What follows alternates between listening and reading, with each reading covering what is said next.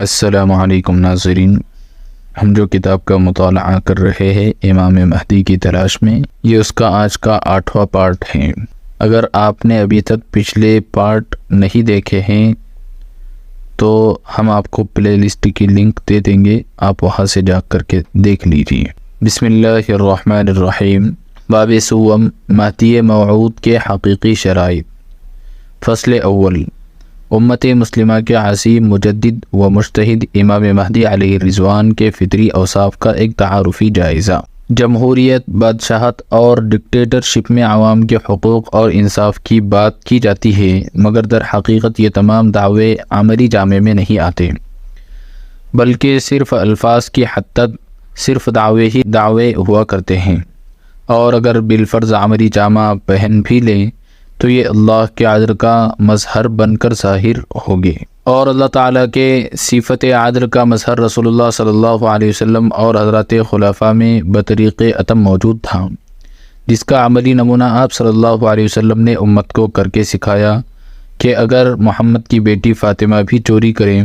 تو اس کا بھی ہاتھ کاٹا جائے گا۔ پیغمبر کی نفسانیت عالمی، ہماگیر اور عالمگیر ہونے کے ساتھ ساتھ وسعت صدری، طویل البصری، عظیم الحلم اور عفو درگزر کا بہت بڑا مصدر تھی۔ ان تمام صفات میں مخلوق کے ساتھ الفت و محبت، شرک و بدعات سے اجتناب، رضائے الہی اور عالی ہمتی ان نمایاں اوصاف میں سے ہے جن کی پہچان اگر صدیوں بعد انسانیت کے لیے مشعل راہ ہونے کی وجہ سے تاریخ کے صفحات میں تابندہ اور روشن ہیں، تو یہ بات بدیہی ہے کہ اس دور میں گرد و پیش کے اکثر لوگ ان سے واقف اور مصدر اصلی ہونے کی وجہ سے منبع حق شمار کرتے تھے۔ انہی اوصاف کے کمال ہی نے اکثر پیروکاروں کو بام عروج تک پہنچا دیا۔ سیرت نگاروں اور مفسرین قرآن کے نکات علمیہ میں یہ بات واضح ہے کہ حضرت انبیاء کرام علیہم الصلاۃ والتسلیمات عقابی نگاہ کے مالک، روحانی بصیرت سے بہراور، قلبی بصیرت سے معمور اور رجال کار کے پہچاننے کا دور رس تجربہ ان کے پاس اپنی فکری وسعت اور دل و دماغ کی نورانیت کی وجہ سے تھا۔ ان میں بیک وقت نرمی گفتگو اور گرمی مزاج سے آراستگی، امت پر دلی شفقت مگر ظالموں پر سختی، جبکہ معاملے میں صداقت اور اعصاب کی مضبوطی، فکر و سوچ میں زیرکی اور بصیرت و بصارت میں اپنی مثال آپ تھے۔ نہ تو نرمی گفتار کی وجہ سے ان میں کمزوری کا پہلو در آتا تھا اور نہ ہی گرمی انداز کے بلبوتے ظلم کا شائبہ تھا، تاہم ظالموں پر سخت مگر اپنوں کے لیے نرمی، صدق قول و فعل کے غازی، لوگوں کے دلوں پر راج کرنے اور ان کی زبان سے محبت کی منادہ شخصیات کے مالک تھے۔ ان تمام سے بڑھ کر دل کی صداقت، زبان کی لطافت، چہرے پر آنچ نہ آنا وغیرہ وغیرہ کئی ایسے یکتا صفات ہیں جن کی بیک وقت مرقع فرد نہ تو اپنوں سے چھپا رہ سکتا ہے اور نہ ہی غیروں کی نظروں میں تادیر قائم رہ سکتا ہے۔ ختم نبوت کا دروازہ ہمیشہ کے لیے بند ہو چکا ہے، لیکن کار نبوت وقتاً فوقتاً اللہ تعالیٰ امت کے کئی افراد سے ادا کرتے رہتے ہیں۔ چونکہ علماء کرام انبیاء کرام علیہم الصلاۃ والتسلیمات کے وارث ہوتے ہیں، اور علماء کرام میں مجتہد کی شان سب علماء سے اونچی ہوا کرتی ہے، جبکہ مجدد کا مرتبہ کئی مجتہدین کے برابر ہوتا ہے، اور امام مہدی علیہ الرضوان اولیاء کرام کے محبوب اور علماء اعظام کے مطلوب ہوں گے، لہذا ظاہر ہے کہ ان میں مذکورہ بالا تمام اوصاف اسی طرح پائی جائیں گے جس طرح حضرات خلفاء راشدین میں موجود تھیں۔ جیسے ہی حضرت عمر کے بارے میں فرمایا گیا کہ اگر میرے بعد کوئی نبی ہوتا تو عمر ہوتے، لیکن نبوت کا دروازہ بند ہو چکا ہے، اس سے معلوم ہوا کہ نزول وحی کے علاوہ دیگر نبوی اوصاف اور قیادت و سیادت کی صفات اس امت کے خلفاء راشدین اور ان کے مجتہدین و مجددین کو عطا ہوئے ہیں، اور امام مہدی علیہ الرضوان تمام گزشتہ مجددین اور مجتہدین کے خاتم ہوں گے، جس طرح ان کے نانا صلی اللہ علیہ وسلم تمام انبیاء کرام کے خاتم تھے۔ اس سے ثابت ہوا کہ امام مہدی میں گزشتہ مجددین و مجتہدین کے صفات و اوصاف کامل طور پر موجود ہوں گے، جبکہ مجددین و مجتہدین کے بنیادی اوصاف میں شریعت کی کامل اتباع، ظاہری خوبیاں اور باطنی بصیرت و بصارت نمایاں ہے۔ اسی طرح حق گوئی، قرآن و حدیث کے نظام کا نفاذ اور باطل کے مقابلے میں ہر اول دستے میں پیش ہوا کرتے تھے، تو امام مہدی علیہ الرضوان بھی مذکورہ خوبیوں کے عروج تک پہنچی ہوئی شخصیت ہوں گے۔ یہی وجہ ہے کہ حق گوئی کے جرم میں امام مہدی علیہ رضوان حاکم وقت کو مطلوب اور مخلوق خدا کا ممدوح، جیل کی سلاخوں اور کفار کے اشاروں پر چلنے والی حکومتوں سے بفضل الہی نجات پا جائیں گے، مگر اس کے ساتھ ساتھ اپنی سادہ لوحی سلالت بیانی، کم گوئی ہاشمی صفات اور خدائی موعود اوصاف کی وجہ سے ہر دل عزیز اور منظور نظر ہوئے بغیر نہیں رہ سکیں گے۔ فصل دوم، مہدی موعود کی اہم شرط اولو العزم شخصیات کی صفات کا مجموعہ۔ نوع اول، یوں تو رحمت خداوندی کا انتخاب نہ لگی بندی قوانین کا محتاج ہے اور نہ ہی مسلمہ حقائق کی تابع، لیکن فطری اصولوں اور عقلی دلائل کی روشنی میں اللہ تعالیٰ بعض ودیعات رکھی گئی اور پیدائشی صفات مخلوق میں رہتے ہوئے کامل اخلاق اور مصائب و تکالیف اور معرکہ خیر و شر میں عمدہ اوصاف کا نمونہ پیش کرتے ہوئے اسی انتخاب الہی کے لیے اپنے آپ کو اہل ثابت کرنے کی کوشش کرتی ہیں، تاہم خدائی عطا جسے چاہتی ہے اسے منتخب کرتی ہے۔ یہی وجہ ہے کہ نہ تو اپنی کوشش سے کوئی شخص نبی یا رسول ہو سکتا ہے اور نہ ہی اولیاء کرام کے مراتب پر فائز ہونے کے لیے چند صفات کا تصنع کام دے سکتی ہیں، لیکن کرنے کو رب کونین جو کرنا چاہے وہی کر دکھاتا ہے۔ چنانچہ حضرت عمر رضی اللہ عنہ رسول انور صلی اللہ علیہ وسلم کا خون کرنے گئے، مگر دولت اسلام سے مشرف ہو کر 39ویں نمبر پر اسلام لائے اور وہاں سے ہوتے ہوئے دوسرے نمبر پر آ گئے اور خلیفہ دوم کہلائے۔ ہاں البتہ اگر بغور دیکھا جائے تو رسول اکرم صلی اللہ علیہ وسلم نے دعا فرمائی تھی کہ اللہ ابو جہل اور عمر میں سے کسی ایک کے ذریعہ اسلام کو تقویت عطا فرما، اور یہ دعا حضرت عمر کے حق میں قبول ہو گئی۔ بعثت سے پہلے الہی انتخاب کی وجہ سے انبیاء کرام نبوت سے پہلے اور بعد میں ہر قسم کے صغیرہ و کبیرہ گناہوں سے معصوم ہوتے ہیں، یہی الہی انتخاب انہیں اہل ٹھہراتی ہیں۔ اس کے ساتھ چند دیگر وجوہات بھی ہو سکتی ہیں، چونکہ نبی و رسول کے علاوہ کوئی انسان معصوم نہیں ہو سکتا، اس لیے ولی بننے کے لیے خدائی انتخاب کی اہلیت ثابت ہونے کے لیے کبائر سے اجتناب اور صغائر پر عدم اصرار شرط ہے۔ تاہم عام لوگوں کے مقابلے میں گناہوں سے دور، ہر آن و ہر گھڑی اپنے رب کی رضا جوئی کے لیے مصروف اور اس کی تقدیر پر راضی شخص ہی ولی ہو سکتا ہے۔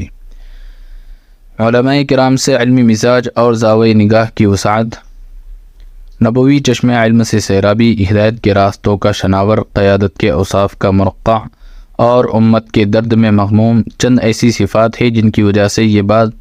بظاہر کافی پریشان کن معلوم ہوتی ہے کہ امام مہدی کسی کمزور، بے ہمت، ضعیف، لاچار، عام انسانوں کی طرح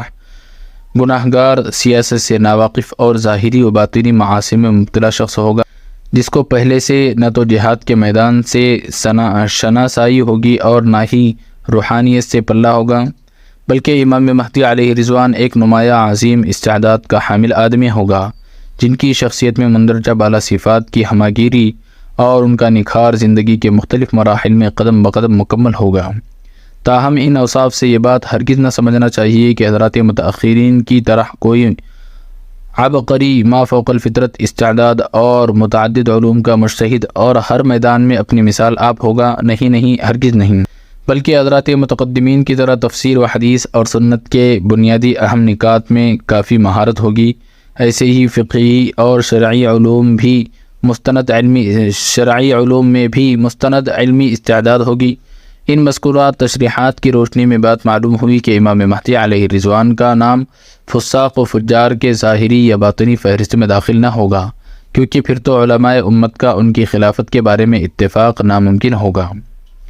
کیونکہ عام طور پر اللہ کی مخالفت کی وجہ سے علماء کرام ظاہری اعتبار سے ان سے نفرت کرتے ہوں گے، لہٰذا امام مہدی کا مرتبہ کم از کم ایسی شخصیت کو ملنا چاہیے جو ظہور کے بعد امت کے علماء اور عوام کا نقطہ اتفاق ثابت ہوں۔ حاصل کلام، گزشتہ کلام سے امام مہدی علیہ رضوان کی شخصیت کے بارے میں چند باتیں معلوم ہوئیں۔ نمبر 1، دردمندوں کا مداوا اور مظلوم و مجبور امت کی طرف وہی شخص محسوس کر سکتا ہے جو خود ظلم و ستم کا شکار ہوا ہو اور غربت کی حالت میں اپنوں کے درد اور پیاروں کے فراق کا نشانہ بنا ہو۔ نمبر 2، اسی وجہ سے مہدی ناز و نعمت میں پلا ہوا، عیش و آرام کا رسیا اور لذت و سکون کا دلدادہ نہیں ہوگا۔ نمبر 3، ایسے ہی حکام و اغنیاء سے مراعات کا حاصل کرنے والا، آرام و اطمینان کی زندگی بسر کرنے والا آدمی نہیں ہوگا۔ نمبر 4، بلکہ حسن یعقوبی کا شعور رکھنے والا، ایسا شخص ہوگا جو اولاد کی جدائی کا درد آزمانے والا، صاحب قلب اور غم یوسفی کے جذبات کا حامل ایک قیدی شخص ہوگا، جس کو حاکم وقت نے حبس بیجا کا نشانہ بنایا ہوگا۔ صبر ایوبی کا نمونہ اور ان کی طرح بطور امتحان امراض جسمانیہ کا شکار ہوگا۔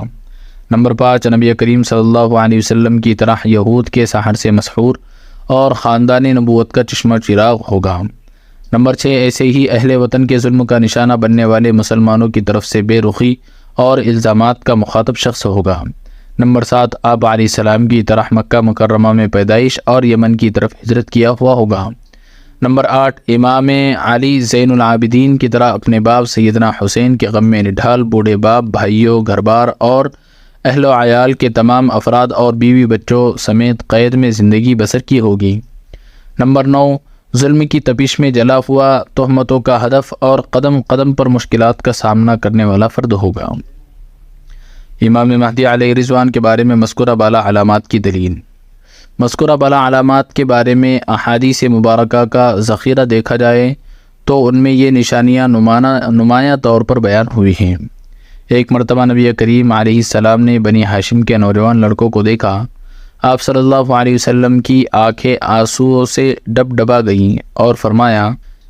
حدیث پاک کا ترجمہ، ہم اہل بیت کے لیے اللہ تعالیٰ نے دنیا کے مقابلے میں آخرت کو پسند کیا ہے، اور میرے اہل بیت کو میرے بعد مصیبتوں اور پریشانیوں، جلا وطنی اور دھتکارنے کا سامنا کرنا پڑے گا، حتیٰ کہ آخری زمانے میں مشرق کی طرف سے سیاہ جھنڈے نکلیں گے جو خلافت کے لیے کھڑے ہوں گے، لیکن انہیں یہ حق نہیں دیا جائے گا، تو اس کے حصول کے لیے وہ باقاعدہ قتال شروع کریں گے اور کامیاب ہوں گے، اور انہیں حق خلافت دیا جائے گا، لیکن وہ خود اسے قبول نہیں کریں گے، بلکہ میرے ہی اہل بیت میں سے ایک شخص کو یہ حق خلافت دیں گے جو روئے زمین میں عدل و انصاف سے اسی طرح بھر دے گا جس طرح ان سے پہلے ظلم و ستم سے یہ بھر چکی تھیں۔ دوسری حدیث کا ترجمہ، حضرت علی رضی اللہ عنہ سے روایت ہے کہ ایک لشکر مدینہ کی طرف بھیجا جائے گا اور وہ محمد علیہ السلام کے تمام اہل بیت کو گرفتار کر کے لائیں گے اور بنو ہاشم کے سارے مرد و عورتوں کو قتل کریں گے، مگر اس دوران امام مہدی اور ان کے ساتھ مبیز موقع پا کر بھاگ جائیں گے۔ ان احادیث سے معلوم ہوا کہ خاندان بنو ہاشم کا چشم چراغ یعنی امام مہدی بھی ان سخت تلخ حقائق کا سامنا کرے گا تاکہ امت کا حقیقی درد نصیب ہو کر ان کا مداوا بن سکیں اور شہد و دودھ کی طرح میٹھا اور لذیذ معاملہ کر سکیں۔ نوع دوم، امام مہدی کی پہچان کی واضح اور حقیقی علامات۔ دعوت مہدویت اور ہجرت۔ گزشتہ تحقیقات اور مندرجہ ذیل امور کی روشنی میں یہ بات واضح ہو جائے گی کہ امام مہدی کی دیگر علامات کی طرح اور دوسری واضح علامات دعوت مہدویت اور ہجرت ہوگی۔ دیگر اوصاف کے ساتھ ساتھ ان دو اہم اور نمایاں صفات کی وجہ سے وہ امام مہدی کے مرتبے پر فائز ہوگے۔ موضوع سے متعلق چند اہم سوالات، اگر آپ چاہیں تو اس کو پڑھ سکتے ہیں، ہم اس کو اسکرین پر لگا دیتے ہیں۔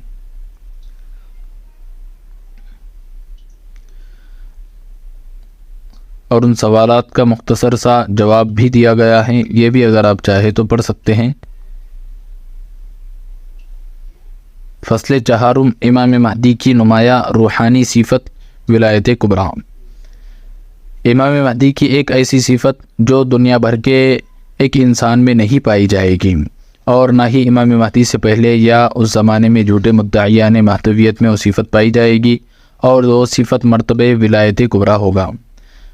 ولایت کبریٰ ہوگی۔ ولایت کبریٰ کا مطلب یہ ہے کہ امام مہدی ظاہری شریعت کا مکمل تابع دار اور دل میں امت کا درد رکھتے ہوئے عبودیت الہی کے اعلیٰ مرتبے پر فائز ہوں گے، اور عبودیت الہی کا اعلیٰ مرتبہ ظاہری غفلت اور باطنی غفلت کا ختم ہونا ہے، یعنی کوئی شخص عبودیت کے ادنا مرتبے تک ظاہری یا باطنی غفلت کے ہوتے ہوئے نہیں پہنچ سکتا، اور ظاہری و حسی غفلت سے مراد یہ ہے کہ سوتے وقت انسان کا دل اس کے کنٹرول میں نہیں ہوتا، اور باطنی غفلت سے مراد یہ ہے کہ انسان کا دل اللہ تعالیٰ کی یاد سے غافل ہو جائے، جیسا کہ ارشاد ربانی ہے وَلَا تُطِعْ مَنْ أَغْفَلْنَا قَلْبَهُ عَنْ ذِكْرِنَا، اور ہر ایسے شخص کی پیروی مت کرے جس کا دل ہمارے ذکر اور یاد سے غافل ہو۔ اس سے معلوم ہوا کہ جب انسان کا دل اللہ تعالیٰ کے ذکر اور اس کی یاد سے غافل ہو تو اگرچہ وہ آدمی سویا ہوا نہ ہو لیکن وہ آدمی باطنی اور معنوی طور پر سویا ہوا ہے، کیونکہ جاگتے ہوئے بھی وہ آدمی اللہ کو نہ زبان سے یاد کر رہا ہے اور نہ اس کا دل اللہ تعالیٰ کی یاد میں مشغول ہے۔ ذکر کردہ آیت کی روح سے بعض لوگ زندہ ہو کر بھی مردوں کا جینا جی رہے ہوتے ہیں، کیونکہ ان کا دل اللہ تعالیٰ کی یاد سے غافل ہوتا ہے، اور بعض لوگ مر کر بھی امر ہوتے ہیں اور زندوں کی سی زندگی گزار رہے ہوتے ہیں، جیسا کہ اللہ تعالیٰ کا فرمان ہے وَلَا تَحْسَبَنَّ الَّذِينَ قُتِلُوا فِي سَبِيلِ اللَّهِ أَمْوَاتًا بَلْ أَحْيَاءٌ عِندَ رَبِّهِمْ يُرْزَقُونَ، اور جو لوگ خدا کی راہ میں مارے گئے ان کو مرے ہوئے نہ سمجھنا، وہ مرے ہوئے نہیں ہیں بلکہ خدا کے نزدیک زندہ ہے اور ان کو رزق مل رہا ہے۔ جیسا کہ بخاری و مسلم کی روایت ہے کہ جو شخص اللہ کا ذکر کرے اور جو نہیں کرتا ان دونوں کی مثال زندہ اور مردے کی طرح ہیں، کہ ذکر کرنے والا زندہ اور نہ کرنے والا مردہ ہیں، اور زندہ و مردے کا مرتبہ شریعت میں ایک جیسے نہیں ہوتا۔ چنانچہ فرمایا وَمَا يَسْتَوِي الْأَحْيَاءُ وَلَا الْأَمْوَاتُ، یعنی زندہ لوگ مردوں کے برابر نہیں ہو سکتے۔ احادیث مبارکہ میں ظاہری غفلت یعنی نیند سے بیدار ہونے کا انداز۔ بخاری و مسلم میں روایت ہے کہ سونے کے بعد شیطان انسان کی گردن پر 3 گرہ لگا کر چلا جاتا ہے اور ہر گرہ پر سستی کا دم پھونک دیتا ہے کہ اے بنی آدم ابھی کافی رات باقی ہے، آرام سے سو جاؤ۔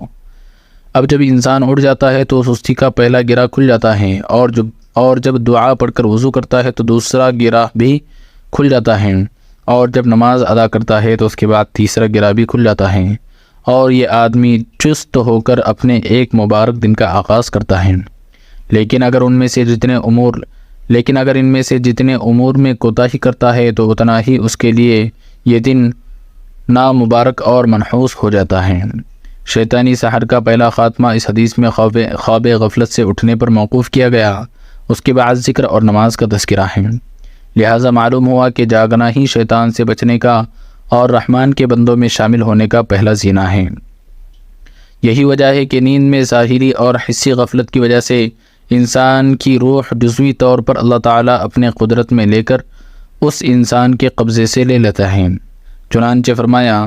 اللہ یتوفی الانفس حین موتها واللتی لم تمت فی منامها فیمسک التی قضی علیها الموت ویرسل الاخرى الی اجل مسمى، یعنی جب انسان نیند سے اٹھتا ہے تو اس کو اپنی روح واپس دے دی جاتی ہیں۔ احادیث مبارکہ کی روشنی میں باطنی اور معنوی غفلت سے نکلنے کا انداز۔ جب کسی کو اللہ تعالیٰ کا قرب حاصل کرنے کا شوق ہوتا ہے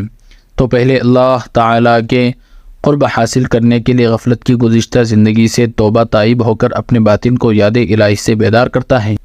تو شیطانی طلسم کا گرہ اس سے دور ہونا شروع ہو جاتا ہے۔ اس کے بعد جب ظاہری اور باطنی ناپاکی سے اجتناب شروع کرتا ہے اور یاد ربانی میں مشغول ہو جاتا ہے تو اس کے بعد قرب الہی کے موانع ختم ہونے شروع ہو جاتے ہیں، اور اس کا دل اللہ کی یاد میں مصروف ہو کر شیطان کے دوسرے اور تیسرے سحر سے بھی نکل جاتا ہے۔ اس کے بعد اللہ تعالیٰ کا حقیقی بندہ ہو جاتا ہے۔ ظاہری حسی غفلت اور باطنی معنوی غفلت میں فرق۔ پہلا فرق، آدمی جب نیند سے بیدار ہو کر ذکر، وضو اور نماز پڑھتا ہے تو اگرچہ ظاہری غفلت سے نکل آتا ہے مگر باطنی غفلت سے نکلنا صرف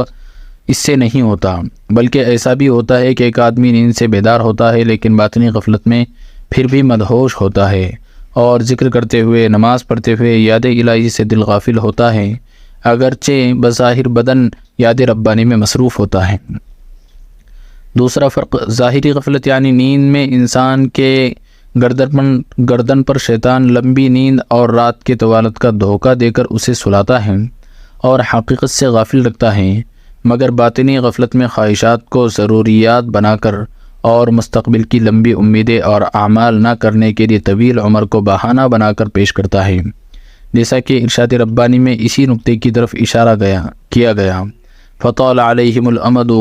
فقست قلوبہم وکثیر منہم فاسقون، یعنی شیطان نے ان کے لیے لمبی امیدوں کی طوالت کا جھانسا دے کر ان کے دلوں کو غافل بنا کر سخت کر دیا، اب ان میں زیادہ لوگ فاسق ہیں۔ ان دونوں فرقوں کا حاصل یہ ہوا کہ انسان عبادت میں مصروف ہو کر بھی بسا اوقات دل کی دنیا میں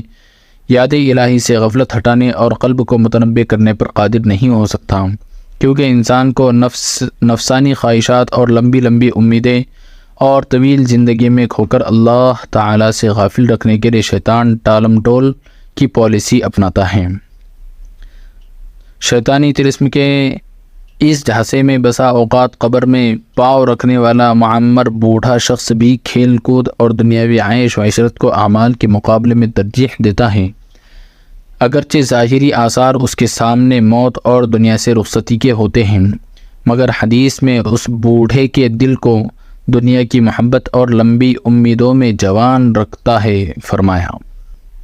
شیطان کے باطنی غفلت سے نکلنے کا راستہ۔ قرب الہی کے مراتب پانے کے لیے ظاہری غفلت سے نکلنے کے ساتھ ساتھ باطنی غفلت سے باہر آنا ہی پہلا زینہ ہے۔ اسی حقیقت کو لے کر جب کوئی بندہ اپنے باطن کو اللہ کی طرف متوجہ کرتا ہے اور غفلت کی زندگی کو خیر بات کہتا ہے تو اس انسان کا دل ذکر و عبادت کے انوارات کو حقیقی طور پر قبول کر لیتا ہے اور قرب الہی کے مراتب کو پانے کے لیے راہ حق کا مسافر بن سکتا ہے۔ اسی طرح ظاہری غفلت سے بیداری کی طرح باطنی غفلت سے بیداری کی صورت میں انسان کو روح کا حقیقی صورت دیا جاتا ہے۔ اس کے بعد انسان ہر وقت موت کو اپنے سامنے رکھ کر دنیا سے بے التفاتی کا معاملہ برتتا ہے، جس کی وجہ سے یہ آدمی زندہ ہو جاتا ہے۔ وَيُرْسِلُ الْأُخْرَى إِلَىٰ أَجَلٍ مُّسَمًّى۔ ایک دوسری آیت میں فرمایا وَكَذَلِكَ أَوْحَيْنَا إِلَيْكَ رُوحًا مِّنْ أَمْرِنَا مَا كُنتَ تَدْرِي مَا الْكِتَابُ وَلَا الْإِيمَانُ، اور ایسے ہی ہم نے آپ کو اپنی جانب سے روح دے دی، حالانکہ اس سے پہلے نہ تو آپ کتاب سے واقف تھے اور نہ ایمان سے۔ اور دوسری جگہ فرمایا انہی لوگوں کے دلوں میں اللہ نے ایمان رکھ دیا اور ان کی تائید جبرائیل امین روح القدس سے کی گئی۔ اسی تحقیق کی طرف علامہ ابن القیم رحمہ اللہ نے اپنی شرح آفاق کتاب مدارج السالکین میں ایاک نعبد و ایاک نستعین میں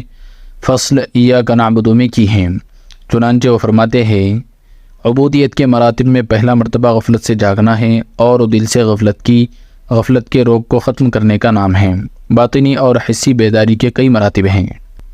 باطنی بیداری کے جو مراتب ہے اس کو ہم انشاءاللہ آئندہ حصوں میں پڑھیں گے۔ آج کے لیے اتنا ہی کافی ہے۔